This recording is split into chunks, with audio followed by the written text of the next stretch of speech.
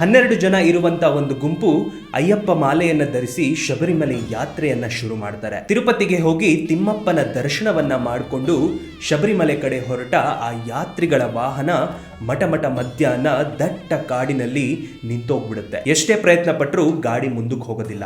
ಸರಿ, ಇಲ್ಲೇ ಅಡಿಗೆ ಮಾಡಿ ತಿನ್ನೋಣ ಅಂತ ಕಾಡಿನೊಳಗೆ ಹೋಗ್ತಾರೆ ನೀರನ್ನ ಹುಡ್ಕೊಂಡು. ಆ ಯಾತ್ರಿಗಳ ಮಧ್ಯ ಒಂದು ಸ್ವಾಮಿಗೆ ವಿಪರೀತ ಜ್ವರ ಇರುತ್ತೆ.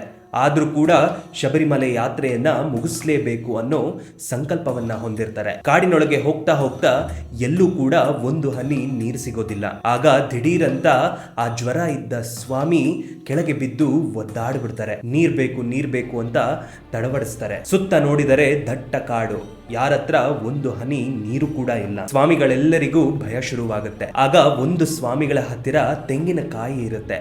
ಆ ತೆಂಗಿನಕಾಯಿಯನ್ನ ಒಡೆದು ಅದರಲ್ಲಿರುವಂತ ನೀರನ್ನ ಅವರಿಗೆ ಕುಡಿಸೋಣ ಅಂತ ಎಲ್ಲರೂ ತೀರ್ಮಾನ ಮಾಡ್ತಾರೆ. ಎಲ್ಲರೂ ಒಮ್ಮೆ ಸ್ವಾಮಿಯೇ ಶರಣಮಯ್ಯಪ್ಪ ಅಂತ ಆ ತೆಂಗಿನಕಾಯಿಯನ್ನ ಹೊಡೆದಾಗ ತೆಂಗಿನಕಾಯಿಯಿಂದ ಅಲ್ಲ, ಅದನ್ನ ಹೊಡೆದ ಕಲ್ಲಿನಿಂದ ನೀರು ಚಿಮ್ಮಲು ಶುರುವಾಗುತ್ತೆ. ಎಲ್ಲರೂ ಆಶ್ಚರ್ಯರಾಗೋಗ್ತಾರೆ. ಕಲ್ಲಿನಿಂದ ಚಿಮ್ಮಿದ ನೀರನ್ನ ತೆಗೆದು ಆ ಅಸ್ವಸ್ಥ ಸ್ವಾಮಿಗಳಿಗೆ ಕುಡಿಸಿದಾಗ ಅವರ ಜ್ವರ ಥಟ್ ಅಂತ ಮಾಯ ಆಗುತ್ತೆ. ಆ ಶಬರಿಮಲೆಯ ಅಯ್ಯಪ್ಪ ಸ್ವಾಮಿಯೇ ನಮ್ಮ ಸಹಾಯಕ್ಕೆ ಬಂದ್ರು ಅಂತ ಎಲ್ಲರೂ ನಂಬ್ತಾರೆ. ಯಾವಾಗ ನಮ್ಮ ಸಂಕಲ್ಪ ದೊಡ್ಡದಾಗಿರುತ್ತೆ ಆಗ ಆ ದೈವವೇ ದಾರಿ ತೋರುತ್ತೆ.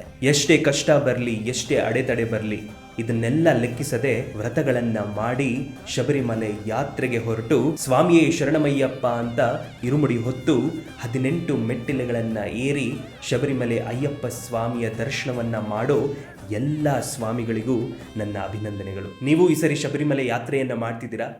ಹಾಗಾದ್ರೆ ಹೇಳಿ, ಸ್ವಾಮಿಯೇ ಶರಣಮಯ್ಯಪ್ಪ.